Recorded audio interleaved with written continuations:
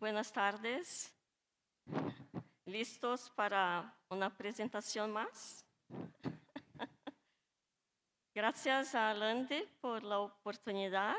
Y antes de comenzar con la presentación, con los conceptos, a mí me gustaría compartir algo un poco más personal acerca de mi conexión con atención basada en valor. Por 10 años fui la gerente médica de cardiología en el Hospital Albert Einstein, en Brasil, en São Paulo.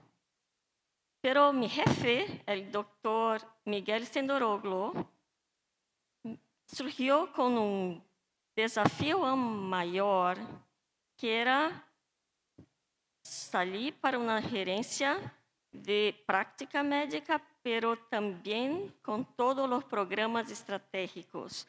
Las especialidades estratégicas en Einstein eran cardiología, neurología, cirugía, ortopedia. Solo la oncología estaba fuera de esta gerencia, pero esta gerencia también englobaba la gestión del cuerpo clínico, los 10.000 médicos, la inteligencia de datos y el servicio de navegación de pacientes. Entonces percibí que necesitaba una estrategia que conectara personas y datos. Entonces empecé una búsqueda por una estrategia y esto me llevó a un artículo del profesor Bob Kaplan de Harvard Business School, donde decía que todos los proveedores de servicios de salud tienen que tener una oficina de gestión de valor para acelerar la adopción de atención basada en valor. Y esta fue mi conexión con la teoría, tanto del lado americano, norteamericano, con el profesor Porter y la profesora Elizabeth Teisberg, pero también con la visión europea de atención basada en valor, con el profesor Mui Gray, que desde hace 1999 utilizó el término Value-Based Healthcare. Pero esto también fue un punto de inflexión en mi carrera, porque mi doctorado, mi MBA, mis 10 años de gestión no me habían preparado para comprender los conceptos o implementar atención basada en valor. Entonces empecé una nueva formación en los Estados Unidos con el profesor Porter, después un máster con la profesora Elizabeth Teisberg en la Universidad de Texas en Austin, pero para mí el concepto norteamericano de atención basada en valor no era suficiente para países con un sistema universal de salud. Esta fue la razón que fui a Europa, a los Países Bajos con el profesor Fred van Enenam y después en el Reino Unido con el profesor Mui Gray, que hoy es mi gran mentor en todo lo que hago. Pero esta nueva visión permitió que en 2017 pudiera hacer la creación de la primera oficina de gestión de valor en salud en el Hospital Albert Einstein. Y todos los artículos que publicamos desde hace esta época. Y esto, gracias a esta iniciativa, el Einstein es el único hospital que está mencionado en el white paper que está publicado hace unos 2 meses por la Organización Mundial de la Salud. Y mencionan este mismo paper que escribimos hace algunos años. Pero la primera cosa que comprendí fue que hay 2 pensamientos distintos acerca de atención basada en valor. Y que para América Latina necesitamos comprenderlos, pero también adaptarlos a nuestro propio contexto. En la perspectiva estadounidense, valor está demostrado en la ecuación de valor, donde valor para el paciente son los resultados en salud con relación a los costos, pero no más el costo de una tecnología o de una intervención o de una medicación, sino que el costo de ciclos completos de atención. Esto cambia muchísimo la perspectiva de costo, porque no es si un hospital o una tecnología es más cara, sino que en 6 meses, en 90 días, si no hay complicaciones, si no hay reingresos, si no hay visitas al sistema de urgencia, al servicio de urgencia, entonces esta intervención o tratamiento no es el más alto costo, todo el contrario. Entonces, pero si vas un poco más a la visión europea de atención basada en valor, este valor que mencioné solo es el valor técnico, pero hay distintos valores. Por ejemplo, el valor técnico está expreso al final del proceso de atención. Hay una intervención, voy a medir los resultados en salud y los costos, pero todo lo que está antes, por ejemplo, el diagnóstico, la pertinencia del diagnóstico, el proceso, no está considerado en la ecuación de valor. Esta es la razón que el valor personal, que tiene que ver con lo que cada paciente necesita, ni más ni menos, y también con sus preferencias. Y hay también otros tipos de valores, como por ejemplo el valor asignativo, porque los recursos son finitos. Entonces tenemos que pensar acerca de la asignación de los recursos, pero también el valor social, cuánto el sistema de salud aporta valor a la sociedad o extrae valor de la sociedad. Por lo tanto, pertinencia cero equivale a valor cero. Pero ¿por qué necesitamos una nueva estrategia? Porque todos los paradigmas que antecederam al paradigma de valor no fueron suficientes ni para demostrar valor para las personas, para los pacientes, ni para disminuir la variación injustificada, la variabilidad. Variabilidad que se expresa en un sistema en crisis.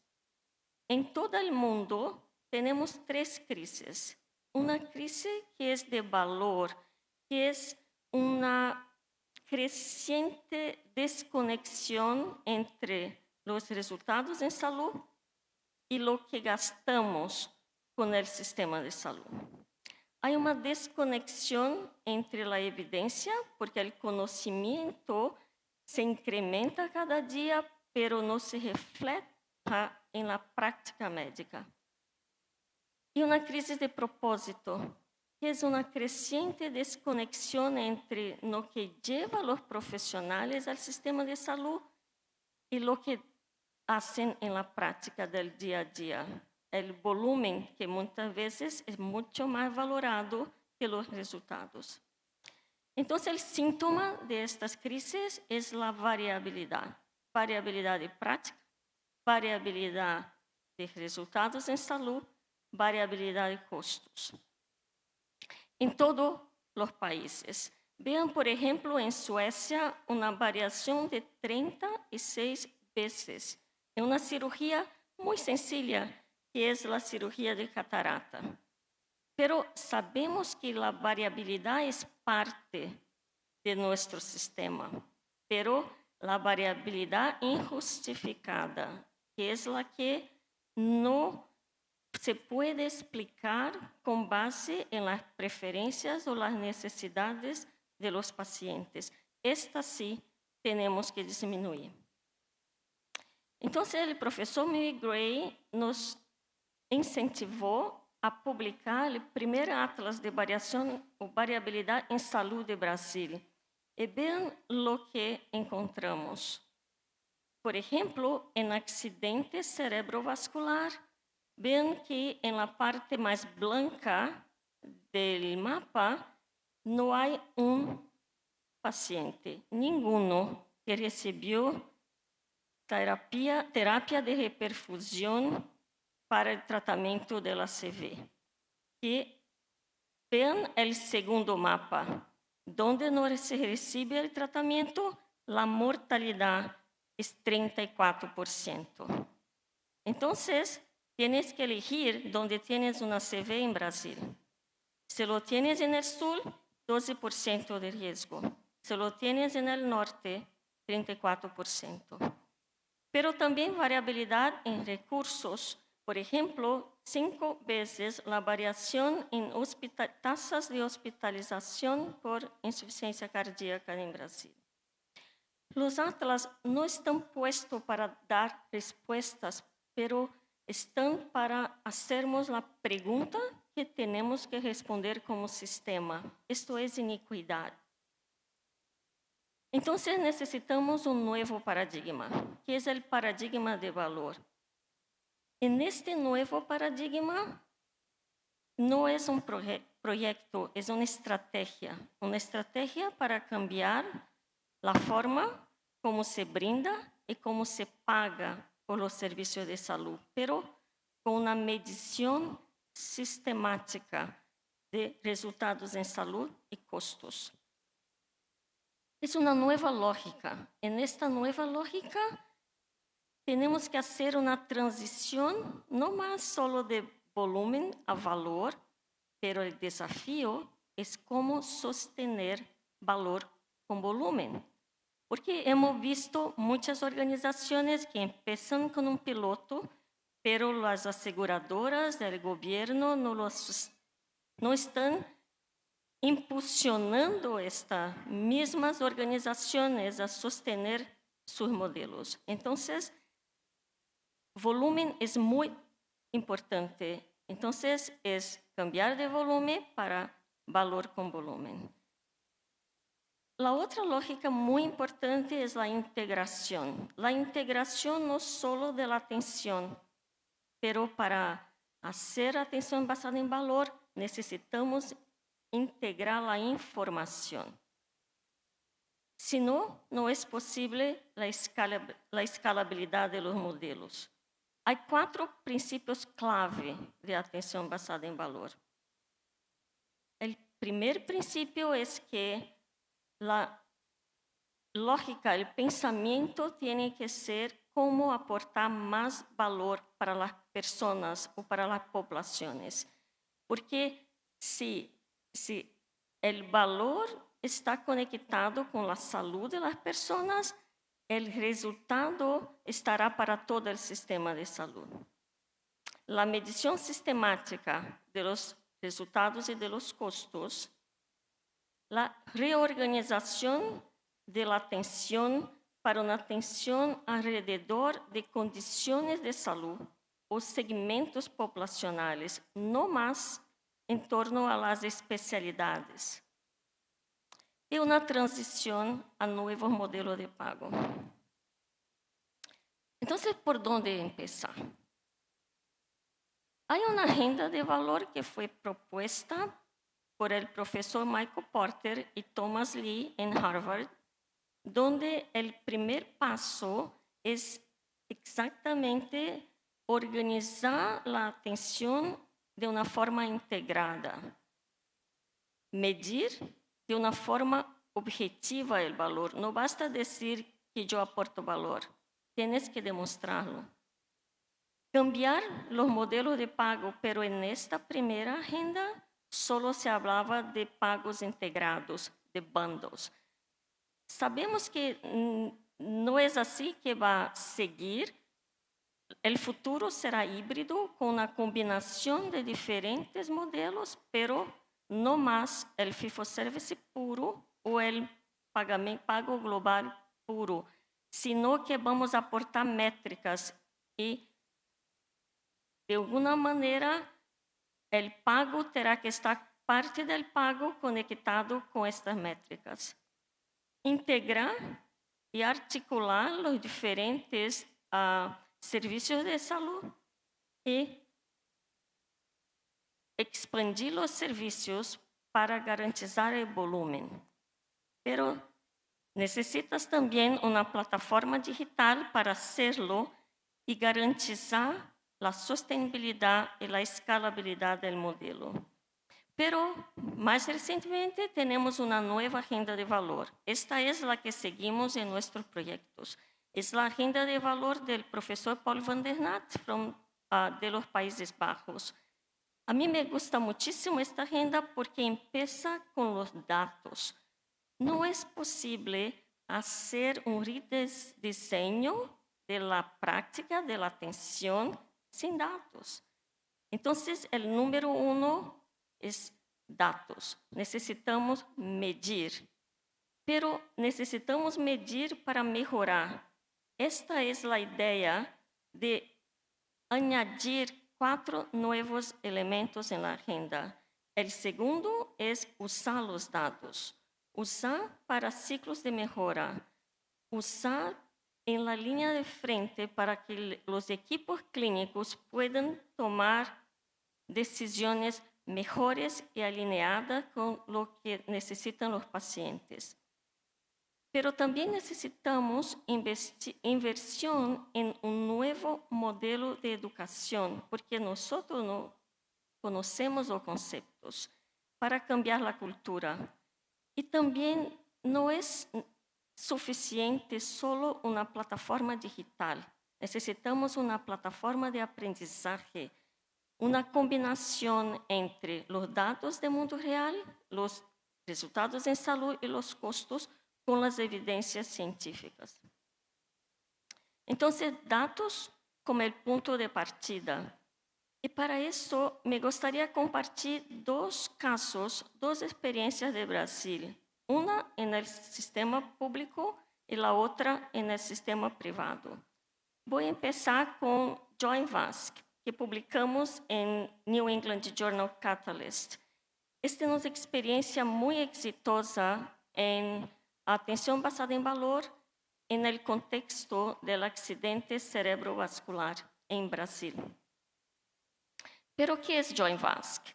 Joinvasc é uma unidade de prática integrada para acidente cerebrovascular que articula o serviço de urgência, o hospital, a reabilitação e atenção ambulatória para pacientes com ACV, pero a unidade de ACV é o centro coordenador. Joinvasc tem 3 pilares. O primeiro é registro de accidente cerebrovascular, o primeiro registro de Brasil. E penso que isto cambiou todo o resto. O segundo é a atenção multidisciplinária, integrada e coordenada. E o terceiro é uma associação de pacientes muito forte. Então, empezaron con un registro en 1995 y publicaron los primeros resultados 2 años después. Y la mortalidad a 30 días era muy alta, 26%. Pero este registro, que empezó con un solo hospital público en la ciudad de Joinville, esta es la razón que se llama Joinvasc. Joinville tiene 600,000 habitantes en el sur de Brasil. Empezaron con la recolección de datos del Hospital Público San José, pero después de algunos años están recogiendo datos de todos los hospitales públicos y privados de la ciudad. Entonces tenemos los datos por 5 años de todos los pacientes que tienen ACV en la ciudad. Empezaron solo recogiendo dados a los 30 días, pero ahora lo hacemos por 5 años. Después del registro, Entonces lanzaron la primera unidad de ACV de Brasil en 1997. La unidad conecta toda la atención en la ciudad y tiene 3 unidades de ACV. 36 camas solo para ACV, 12 para las primeras horas, es ACV agudo, la segunda para los pacientes que tienen accidente isquémico transitorio, y la tercera es la unidad integral de ACV con rehabilitación precoz para los pacientes que necesitan quedarse más que 72 horas en el hospital. Pero hay un factor que es muy importante para la sostenibilidad de Joinvasc por los 20 años, que es la Asociación de los Pacientes. Esta asociación está involucrada no solo con la educación de la comunidad, de los pacientes y de los profesionales, pero también con campañas de prevención y también hacen un foro anual con los políticos, los pacientes, las familias y los profesionales para garantizar las acciones necesarias a la sostenibilidad de Joinvasc. Pero hay un rol aún más importante de la Asociación de Pacientes. Tienen un asiento en el Consejo Municipal de Salud. Ellos, fue muy importante su apoyo para una ley municipal que garantiza que Joinvasc no se puede parar. Y también en 2020 empezó un comité de gestión donde está la Asociación de Pacientes, el equipo de Joinvasc, la Alcaldía de Joinville, la Universidad Univille y el Hospital San José. Y los resultados de Joinvasc realmente impresionan por su impacto. Una reducción de 37% en la incidencia de ACV en Joinville. Una disminución de un 58% en la mortalidad del accidente cerebrovascular. Y un incremento de 86% en la funcionalidad de los pacientes post-ACV.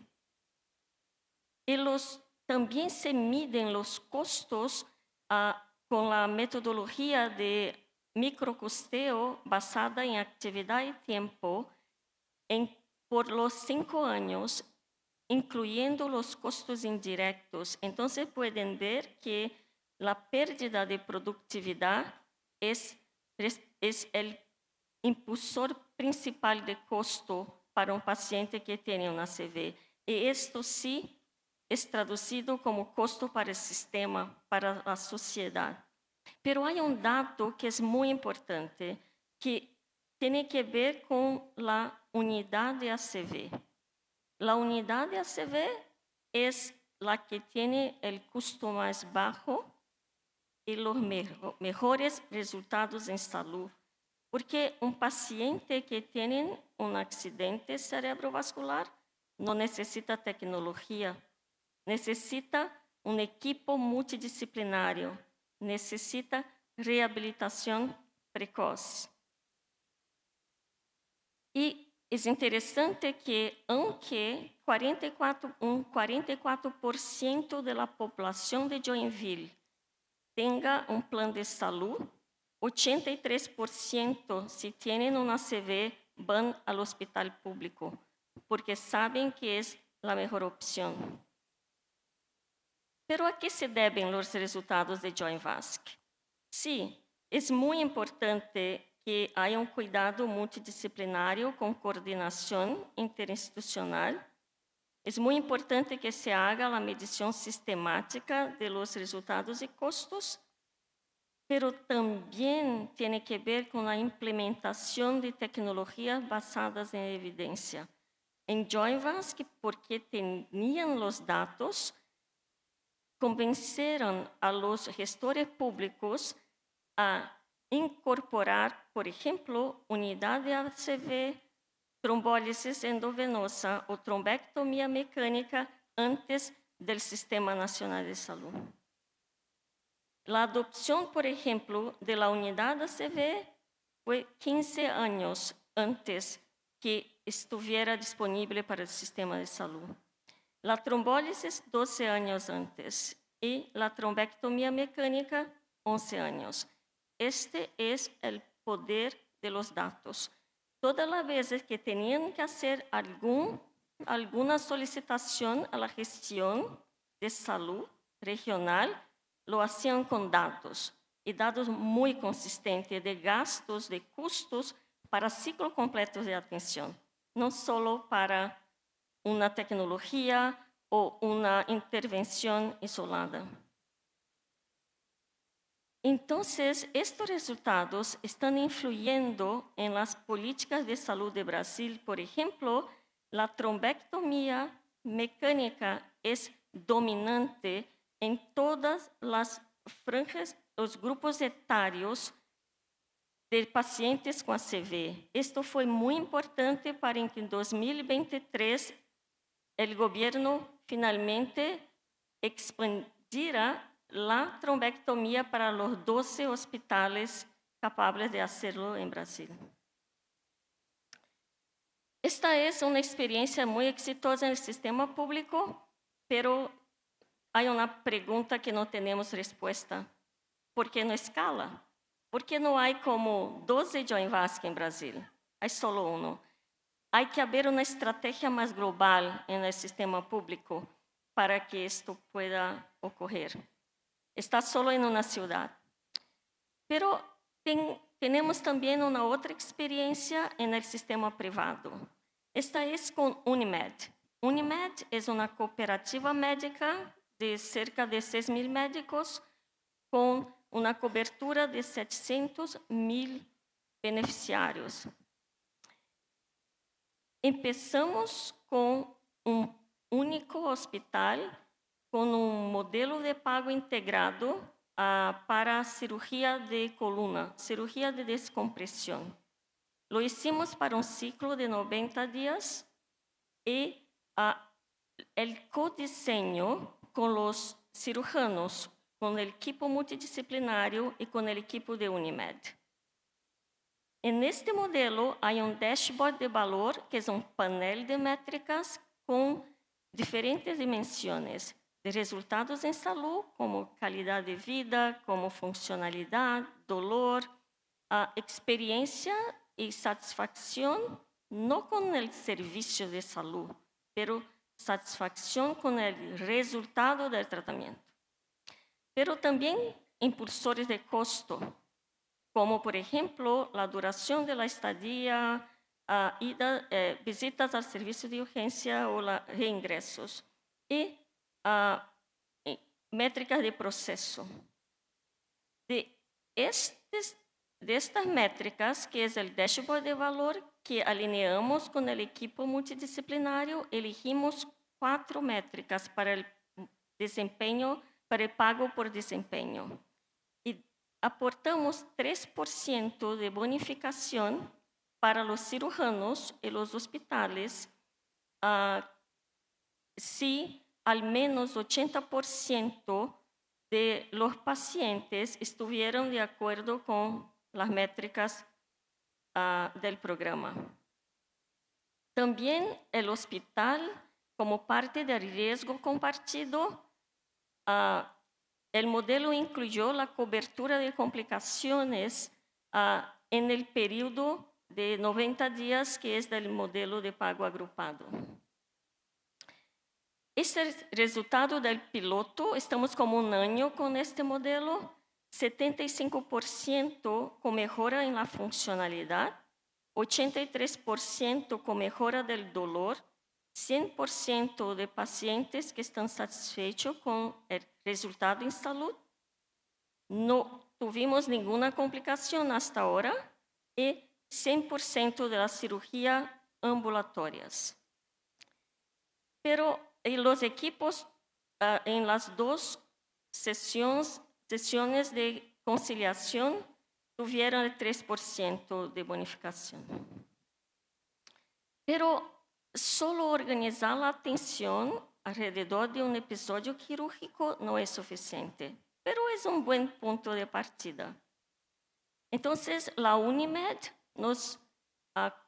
después de este modelo, nos contrató para hacerlo para una red, como una red integrada de atención, no solo para cirugía, pero para el dolor lumbar, con 4 episodios de kinesioterapia y 3 episodios de cirugía. Y incrementamos el pago, la bonificación para 10% para los médicos, pero también para los kinesiólogos. Entonces, en 90 días no reciben más como por servicio, por fee for service, reciben como 90 días como un episodio y tienen 10% más si las métricas están de acuerdo con lo que combinamos. Ahora tenemos 2 hospitales y 2 centros de rehabilitación en este modelo. Estamos expandindo para un tercer, pero aún estamos trabajando en su estructuración. Para este codiseño fue muy, muy importante que el equipo multidisciplinario estuviera comprometido en definir los criterios de pertinencia de atención. Entonces, tienen que decir qué es pertinente para cada uno de los episodios, porque para mí, si voy a medir la variabilidad, tengo que medir en relación a lo que está acordado. Entonces, ellos dijeron, esto es basado en evidencias, lo que es necesario para una recomendación de una cirugía, por ejemplo. Solo voy a medir si están haciendo lo que dijeron que van a hacer. Entonces, esto fue muy, muy importante, pero fue como un año, del principio al final, del diseño completo de la red y además con los acuerdos y los contratos que tuvieron que ser hechos de una manera nueva con los hospitales, las clínicas de kinesiología y los cirujanos. También hicimos un onboarding de todos los equipos y también una capacitación de la red prestadora de kinesioterapia en enfoque cognitivo-conductual, porque todavía no estaban preparados para tratar de pacientes con dolor lumbar crónico. Y es muy importante esta nueva forma, y todos los kinesiólogos son especialistas en dolor lumbar. Pero también algo muy importante para todo el proceso fue escuchar a los pacientes. Hicimos grupos de experiencia, 4 grupos con pacientes mayores y pacientes más jóvenes que tuvieron cirugía o que solo tenían kinesioterapia, para comprender primero qué es valor para los pacientes con dolor lumbar. ¿Qué es importante? Por ejemplo, si preguntamos qué es importante para ti, después, ¿estás satisfecho con el resultado? Entonces, por ejemplo, es más sencillo de lo que pensamos. Mi objetivo es muy específico. Siempre me gustó caminar mucho y hoy no logro caminar más de 10 minutos. Me gustaría poder caminar 1 hora. Si logro alcanzar ese objetivo, esa sería calidad de vida para mí. Es muy objetivo. Pero también preguntamos qué podría mejorar en esta ruta asistencial de hoy. Entonces dicen, creo que contar con equipo multidisciplinario en un sector específico con una mejor estructura donde todos hablen entre sí y estén sincronizados. Entonces, para mí fue muy importante porque hablaron muy malo de la kinesiología. Y esto fue lo que usé para cambiar el modelo, porque no es un consultor que va a decir que tiene que hacer un plan de salud, pero el plan de salud es muy atento a lo que los pacientes lo dicen, pero la metodología del grupo de experiencia nos aporta una herramienta muy estructurada para demostrar lo que los pacientes dicen. Entonces, está publicado en la web, en la internet, el sitio internet de la UNIMED y también de nuestra academia. Si quieren, hay un QR code también. Entonces, en esta experiencia que es muy inicial para nosotros en Brasil, hace como 5 años que estamos verdaderamente haciendo esto, para nosotros el principal factor de éxito para la transformación basada en valor es el compromiso real y sostenido de la alta dirección de cada organización. Puede ser el gobierno, puede ser los planes de salud, puede ser los hospitales, pero ¿por qué? Porque necesitamos que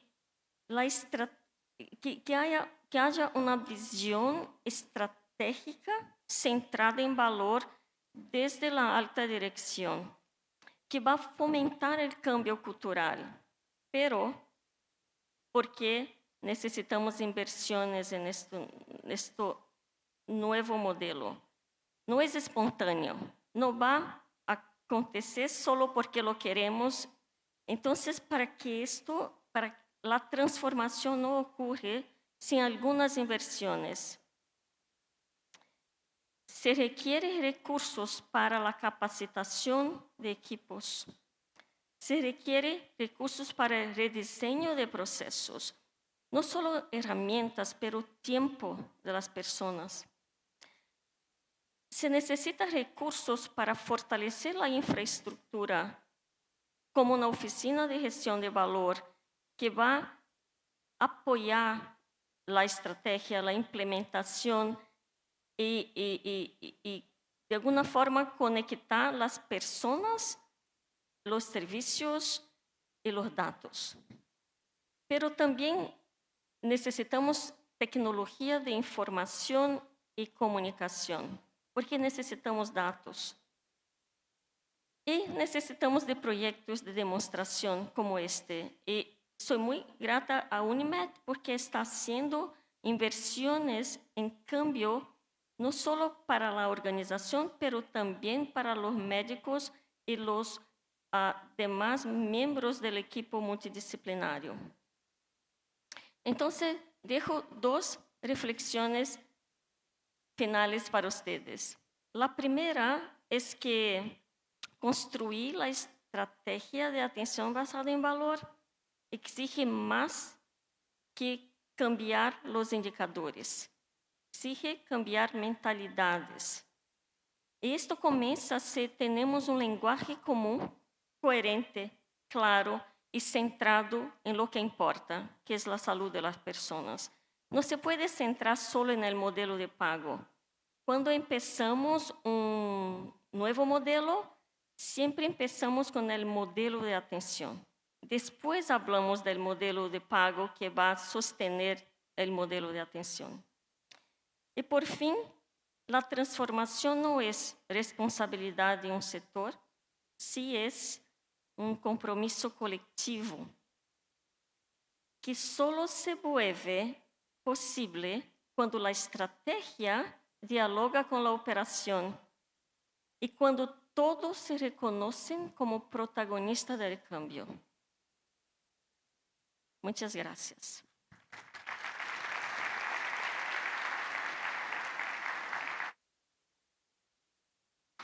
Gracias, doctora Matiz, por este espacio.